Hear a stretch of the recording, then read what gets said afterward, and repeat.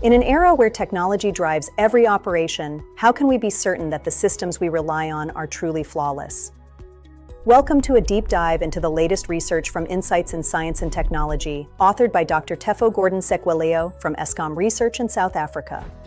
The primary aim of software testing is to evaluate and verify that software functions correctly, meeting specific requirements while remaining free of defects.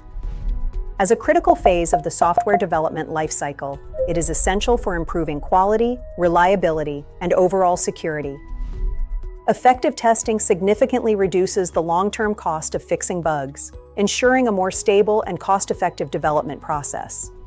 It also promotes vital collaboration among all stakeholders involved throughout the system's development lifecycle. This specific study focused on how software is evaluated and tested within the unique environment of a public company. Adopting an exploratory research approach, data was meticulously collected through a series of semi-structured interviews. To analyze this data, the 4 moments of translation from actor network theory and the communication channels of diffusion of innovations were used as a lens. This analytical framework allowed for a deep understanding of the empirical data collected within the organizational context.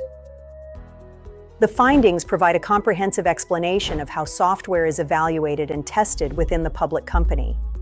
To explore the full details of this study, visit our website for the complete manuscript, and follow us for more updates on cutting-edge research.